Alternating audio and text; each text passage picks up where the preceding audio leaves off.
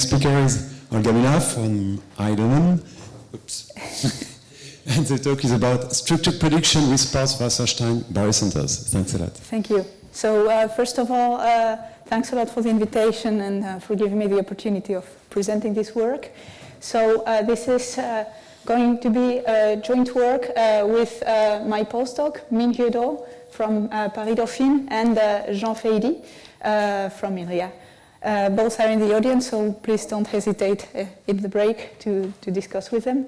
And it's connected to a paper we are going to post very soon online on structure prediction with sparse Wasserstein barycenters.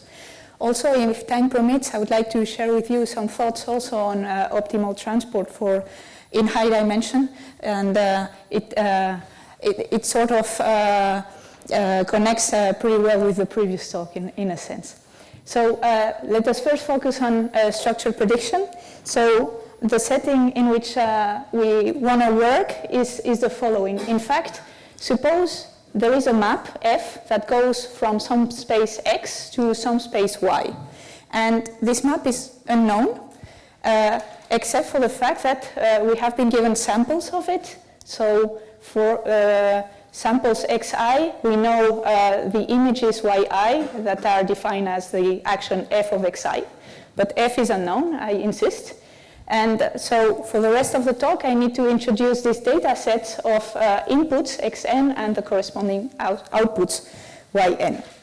So also in the following, the data yn, I may sometimes call it a database or also a dictionary, because these are given elements that we are going to use to do approximation. And in fact, our goal is going to do the following. We want to mimic the action of this map F. And for this, we first need to select an approximation family F in our output space Y. And then we want to approximate this action of our unknown function with a mapping that I'm going to call an algorithm A, that goes from the input to the subset, to a family of outputs F that I have selected. So F is, of course, selected by the user, and one has to be kind of clever in the selection. And of course, we want that whenever I'm given a new X, the action A of X has to resemble as much as possible to the true output F of X. So this is a very classical example of approximation, interpolation, regression. The problem has many names. And there are classical examples that we all know. For example, the classical setting in regression is when we take the input space X as a subset of Rd, and the output is the same in Rk. For classification, the outputs are going to be usually categorical. Of course, there are zillions of variations of this, but just to give you an idea. And classically, very usual classes of functions F that we are going to involve in solving this type of problems are going to be polynomials or splines or neural networks. But the point I would like to raise here is that when we take as an output space the space of probability measures, in fact, the amount of families or classes of functions F that we may want to work with is kind of restricted. We don't have a lot. And in our setting, what we are going to explore is how well and also how to do approximation with what I'm going to call sparse Wasserstein barycenters from our given dictionary yn of measures. So this type of setting in which the output space here is a family of measures, I mean, I guess for this community it can find a lot of applications.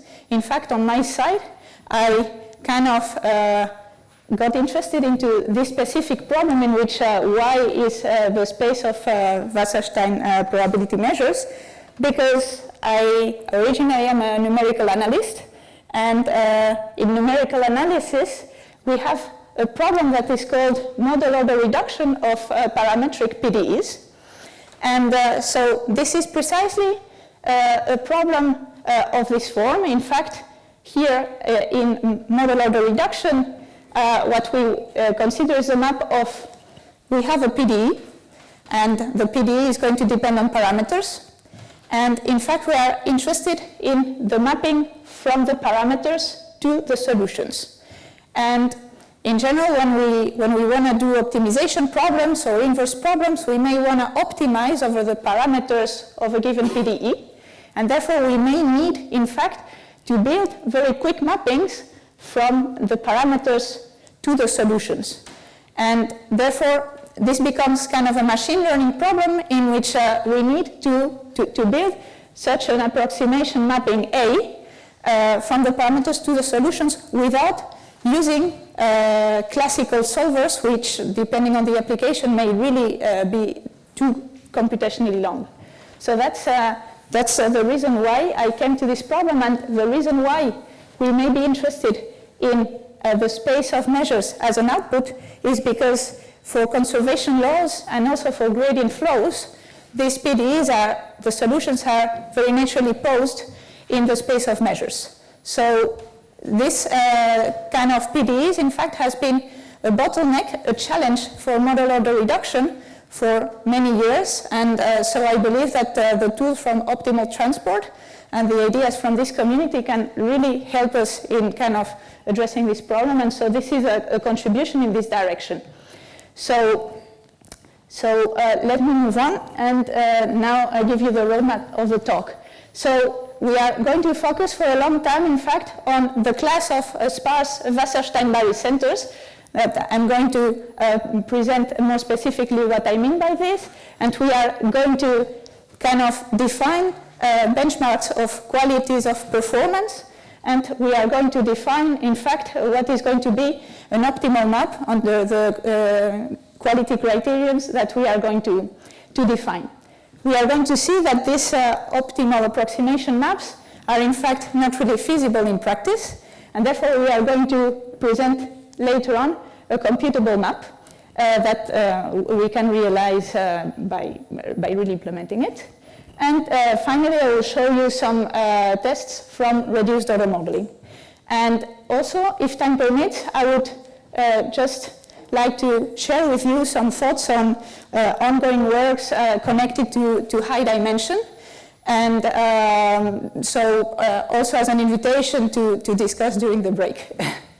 So let's go, then let's first discuss the class of sparse Wasserstein barycenters.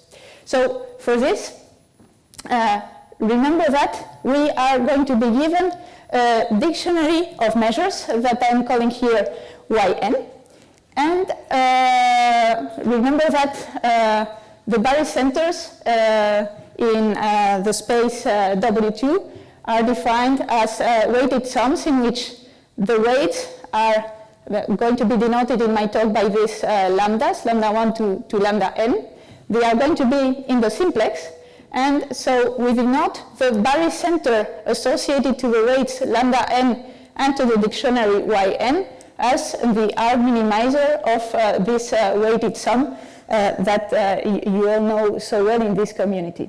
So the class I want to consider is the following.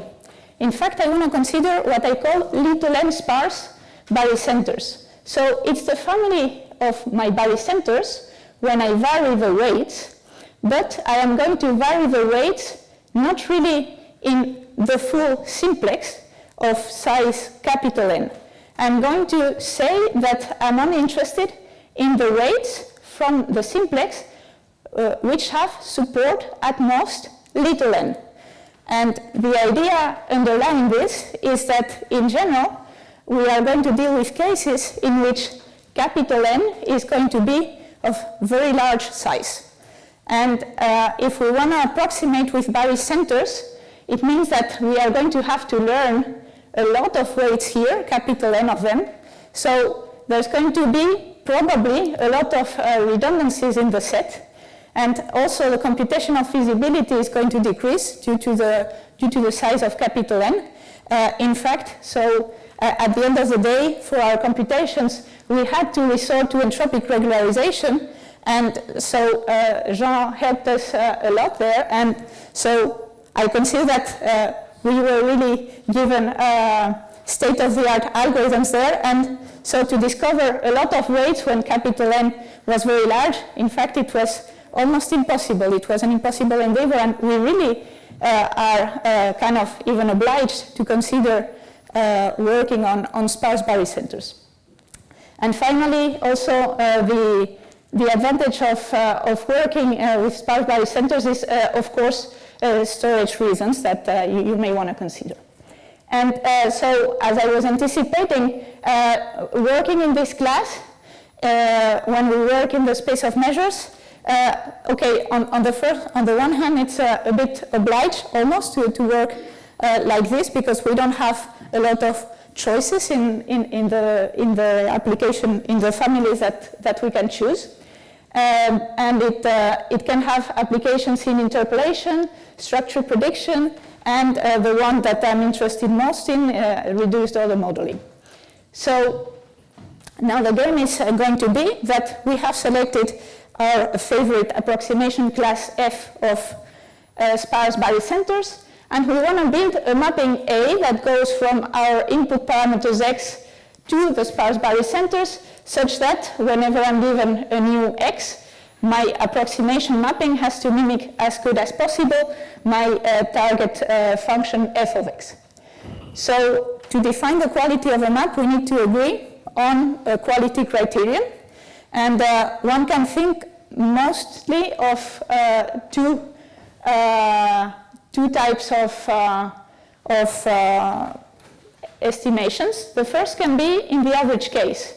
I can suppose that my input x follow a certain distribution denoted here rho of x, and I can look at every time I have an f of x, I consider the error with respect to my approximation A of x, and I look at the average error that I'm going to do over my whole class in average.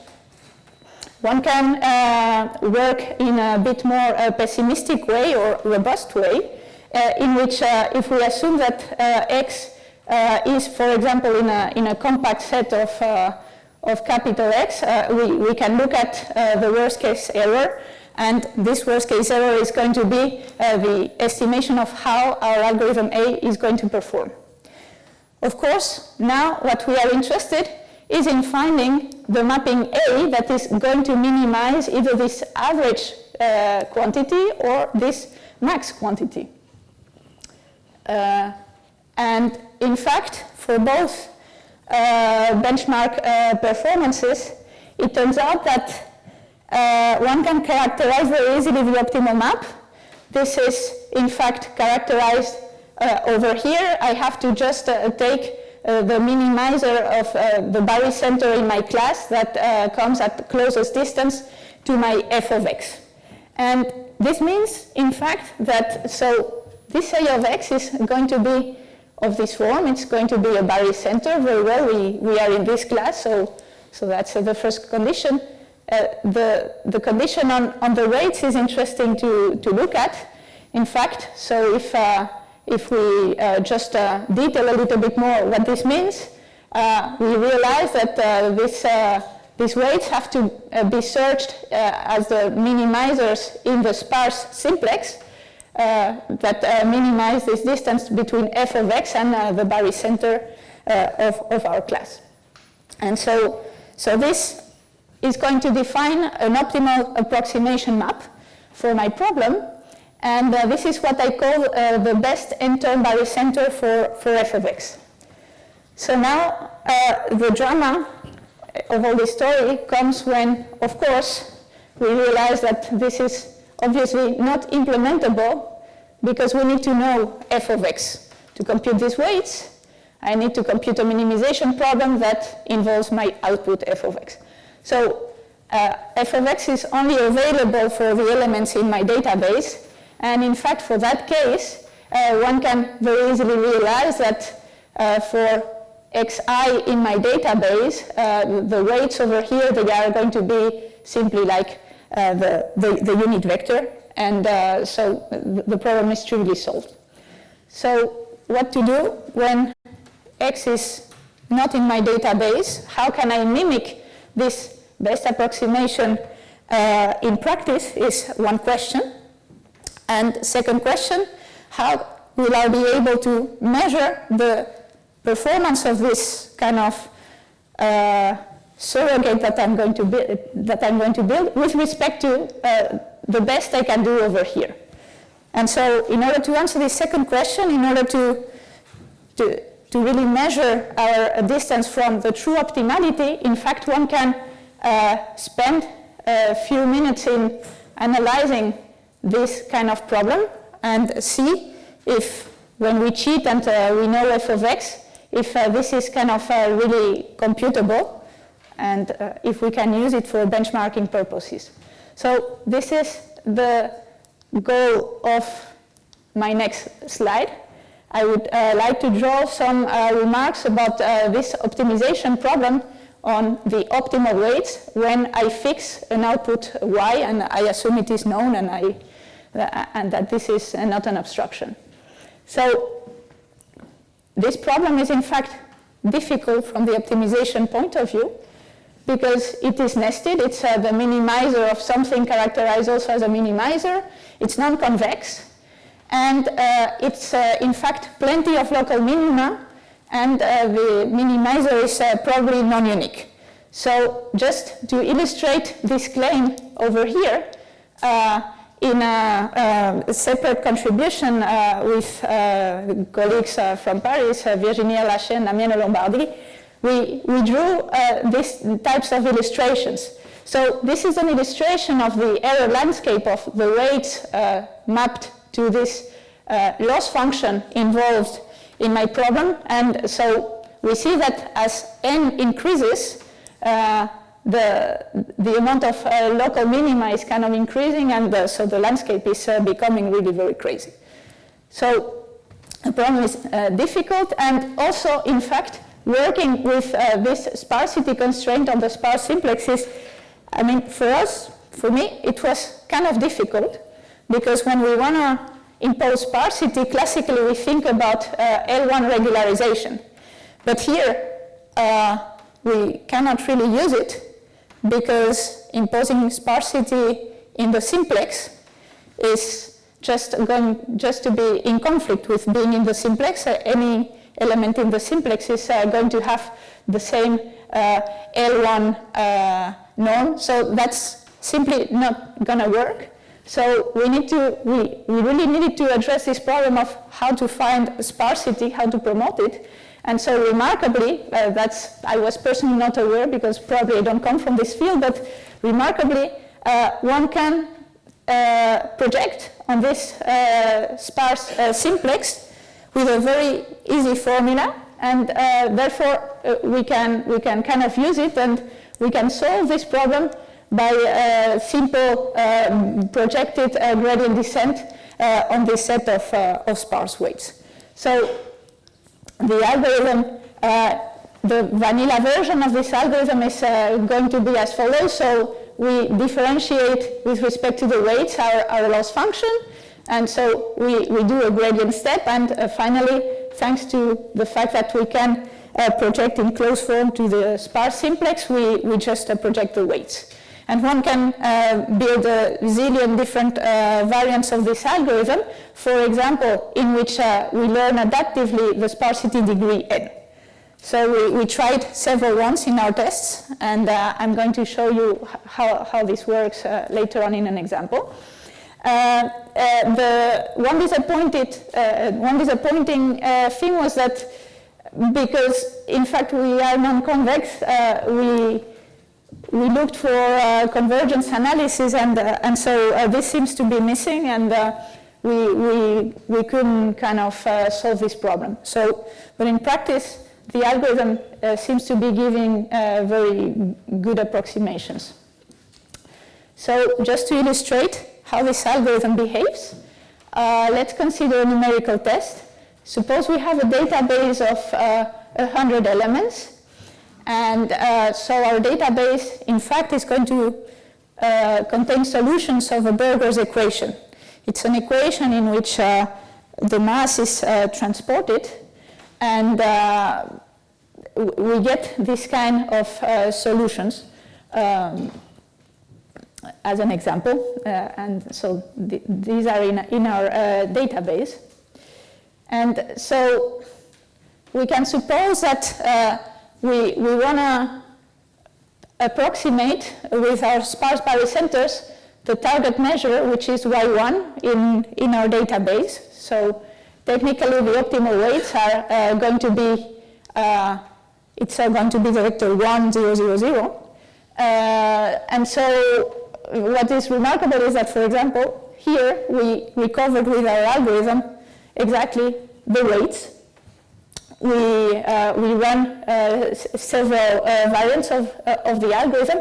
For example, if I remember correctly, this one over here was one in which adaptively we were learning the support of the weights, and so across iterations we are very nicely converging to the true weights, and here across iterations we are seeing, for example, for this adaptive version, how the algorithm is really kind of learning the sparsity of the weights. We can repeat the example with a zillion different configurations. We can consider as a target the barycenter of y1 and y3 with weights 1/2, meaning that the optimal weights we want to learn are of this form. And so in this case we didn't retrieve the exact solution, but here's a depiction of how the weights look like. This yellow square over here is connected to the first component, and the third component has to be seen over here. We see that both of them have kind of high values, so we are kind of recovering something that is looking like the true optimum. And visually we recover very good approximations of the target. So that closes kind of my discussion on estimating the optimal weights. But as I anticipated in the beginning, this optimal map with the optimal weights that I'm recalling over here, it's only feasible if we know our f of x. So we need to consider alternatives to this in order to make it feasible. And as an alternative, we came to this proposal over here. So we kind of completely change the loss function and note that this still has f of x, and we are going to remove it in a minute, but somehow this is going to kind of be probably a good idea for the following reason. In fact, the idea underlying this construction as a surrogate is as follows. Suppose for a second that we are in a Euclidean space. In fact, there's a result that says that it says the following: if we have points, if we have, say, this kind of configuration, we know that the family of barycenters is going to lie in this convex hull. And now suppose that I take a point A here and a point B here. There's a result that says that if the distance between A and the vertices f of xi is the same as the distance of the point B on the vertices I. If this is true, then A is equal to B. Okay?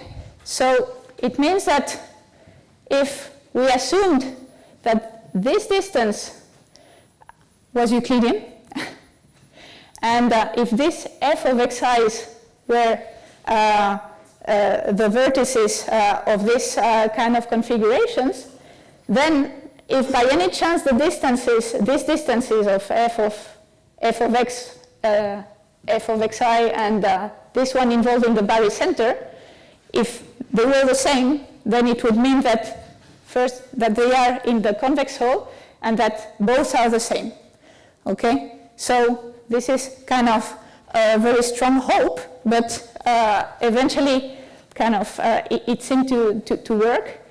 And the final problem is that, of course, this has to be removed because we still have f of x, but now we can resort to Euclidean embeddings in order to approximate this distance by distances in the input space.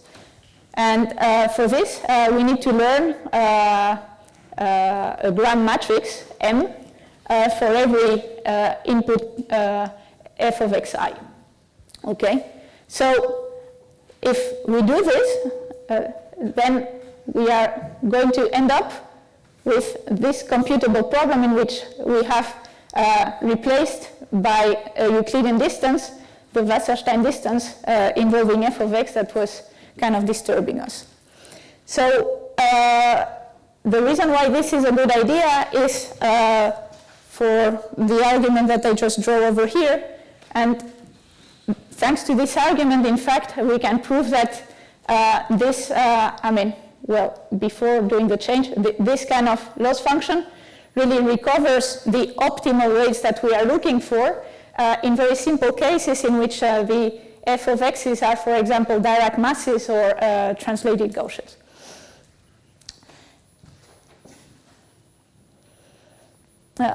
Perhaps any questions so far? Yeah? I was wondering how you define M, yes. So, okay, so we define this by a learning problem. We have a bunch of xi's and f of xi's. Okay, so we take here an f of xi, and this, yeah, we estimate it from that, and so this yields a bunch of m of xi's. There are kind of little variations that one can think of, but that was the main. So you are linearizing on the parameter space instead of linearizing on the Wasserstein distance? Yes. Linearization of the Wasserstein distance gives h minus 1, no? Mm-hmm. I was wondering the link between m of xi and a sort of pullback of the h minus 1 norm. So is your question... With respect to m of xi. So in the output space we have... M of xi is the linearization of the Riemann metric where you pull back the Wasserstein distance on your space of parameters, right? I think so. Yes. So I was wondering the discrepancy between the linearization of the Wasserstein distance at f of xi and Yes. m of xi. I forgot to add this image. It was pretty nice. I hope I will be able to answer you with this little drawing. If we draw the Wasserstein distance between f of x's and f of xi's, and we compare it here with the linearization. So we have this kind of drawing in our paper, and so if they are kind of equal, they are going to concentrate on this line. And so after learning this m of xi's, we really observed that our distances were kind of concentrated very closely along this line. So kind of practically, we observed what we were expecting. In theory, I really don't know how to prove it because so it's really going to depend, of course, on your dictionary, on your family of measures, and I didn't know how to exploit any of the structure of our problem. Does this answer your question more or less?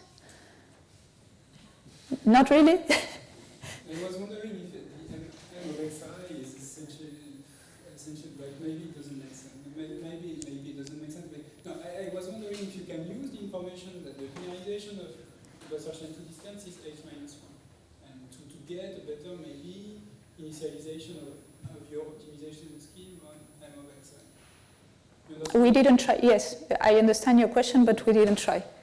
We didn't try. It was already behaving good enough to, yeah. Yes. And you are learning one M operator for every xi, right?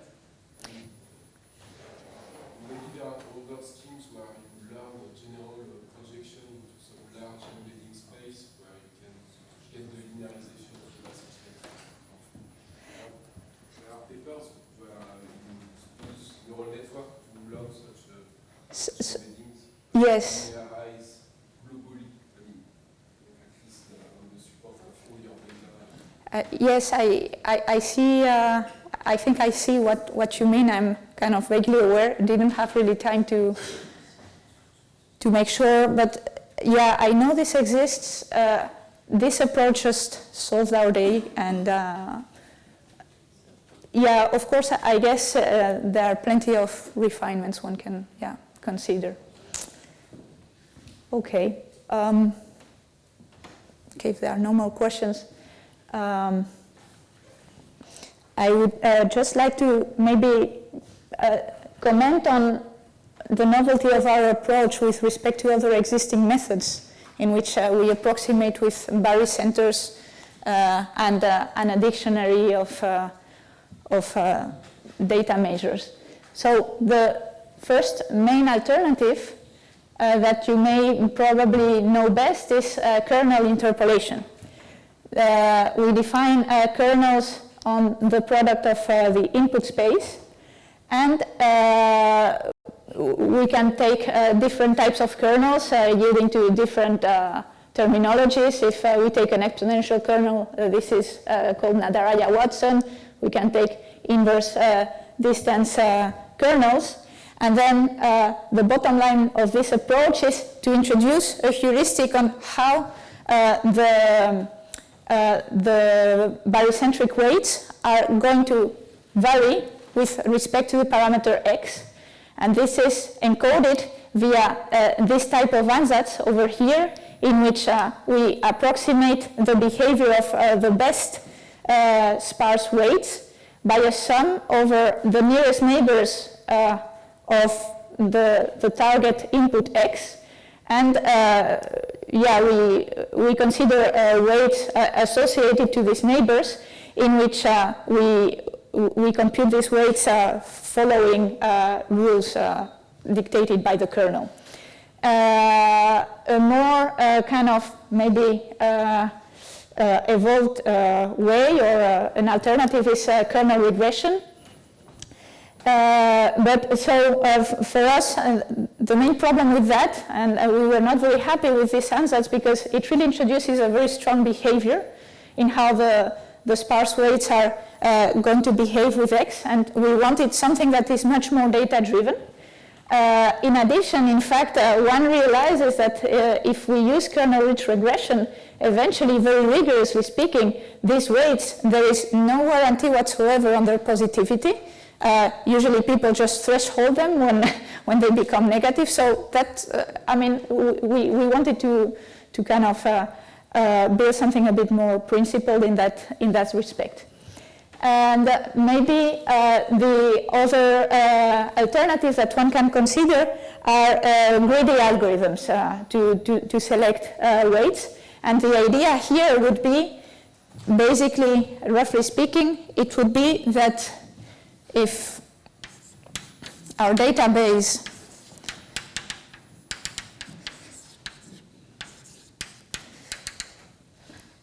if we have a very big database, what we are doing in our approach is that for every x, we are really kind of selecting little n measures from this dictionary, and every time x is changed, we are really changing them. With these barycentric approaches, we are really kind of fixing once and for all the selection of our measures for computing the barycenter. Therefore, this approach is much less adaptive. And the way one usually discovers these measures is by a greedy algorithm in which after initializing, after an initialization step, okay, in fact, we are going to select one after the other the measures that we are going to use for the approximation. And so after an initialization in which we select the first two measures, the next measures are computed as follows. So we assume we have added n-1 measures to our team of barycentric functions. And next, we have to select the next one that is going to be used as a function. And for this, we are just looking at the elements in our database and approximating them with barycenters of size n-1 from the construction we have just made, and building the best barycenter there, and the element in our database that behaves the worst is going to be added to our team of functions, and we proceed like this. And in fact, this algorithm behaves pretty well, but it's kind of not adaptive, as I was saying.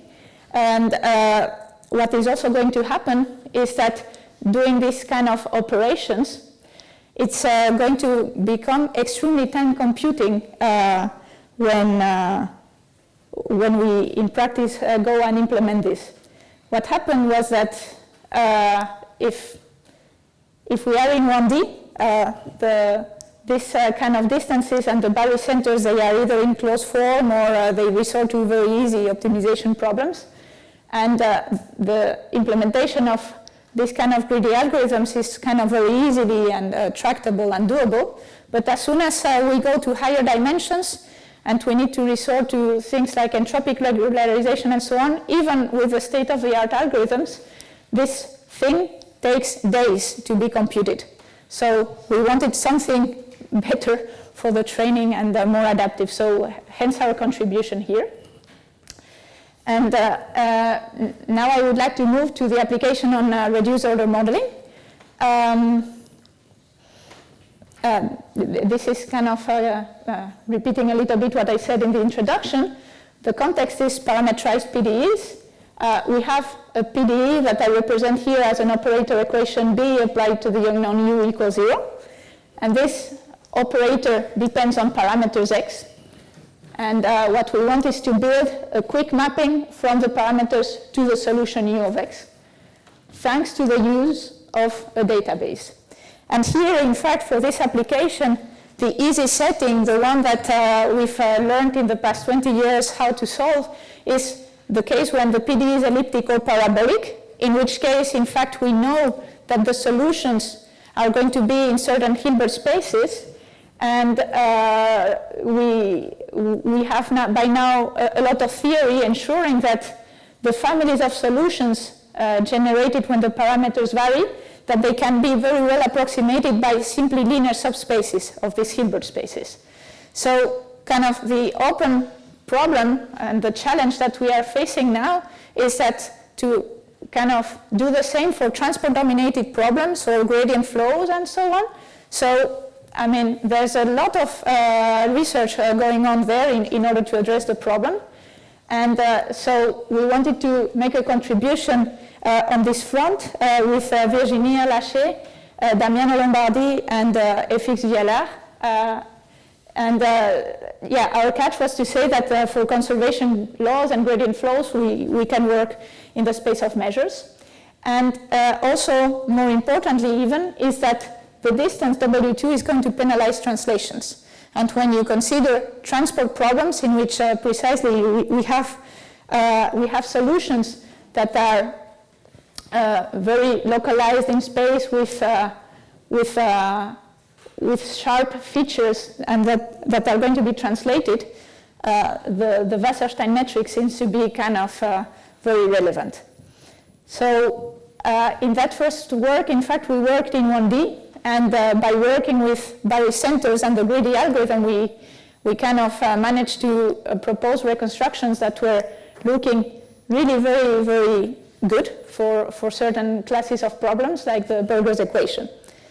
And this was to be compared to classical subspaces techniques, which were not kind of preserving any kind of positivity. The shocks here, the discontinuities were just not preserved. It was very bad, so the method was really doing something very relevant for that community. So in the meantime, there's been more work in 1D, and now so our contribution was to go beyond 1D and to go more adaptive. This is what I've just explained before. And as an example, I would now like to show you some results for the Burger's equation in 2D.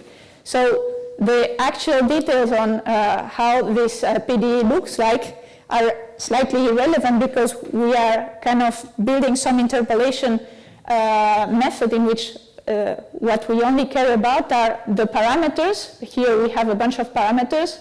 One thing to keep in mind is in fact that time is going to be a parameter for us.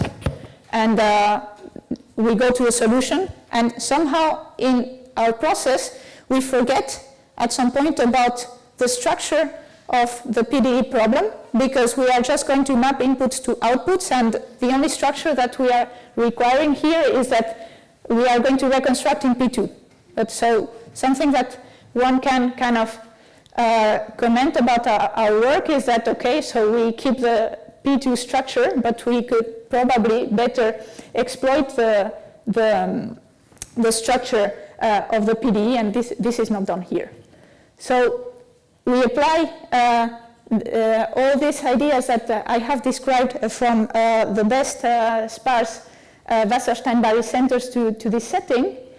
And so this is recalling our training set. And here I am showing how several methods compare. This on the right is the approximation error on a bunch of test measures from what we can obtain with the best barycentric sparse approximation, like the one that technically we cannot compute. And with our adaptive approach, if we don't introduce this Euclidean embedding, we see that we come basically extremely close to the optimal performance. When we introduce the Euclidean embedding and come to something that is computable, we slightly degrade and we come over here. And this has to be compared to the other approaches with kernels, greedy algorithms, and so on, which are behaving, roughly speaking, half of an order of magnitude less well than our approach. So these are some images of what we obtain for this kind of target. For example, our adaptive approach is going to produce this kind of output. If we compare this kind of outputs with what one would obtain with simple linear spaces, we are, of course, doing very well. So in summary, I've presented structure prediction in the space of W2. We've presented then this approximation class with sparse barycenters, and we have characterized optimal maps that we can compute if we have the f of x, so to say, and feasible algorithms based on Euclidean embeddings to kind of make the thing really computable in reality.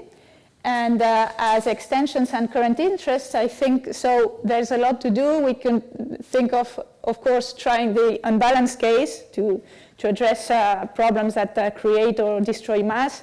Also use transport maps.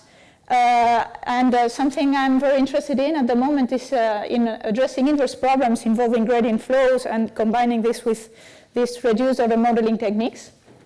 And finally, these PDEs are sometimes posed in extremely high-dimensional spaces. So for me also the topic of high-dimensional optimal transport is going to become very relevant. And in this direction, just before finishing, and maybe giving a teaser for discussion later, so I'm trying to kind of go in this direction of high-dimensional optimal transport.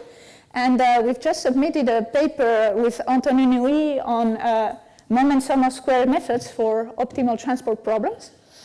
And I have a PhD student, Dan Bon, who is here, working on optimal transport in high dimensions too, but for the moment not connected to this work. And for us, I mean, the catch of doing this contribution was for me to realize that, in fact, we've done moment sum of squares methods with polynomials for the primal formulation of classical optimal transport problems.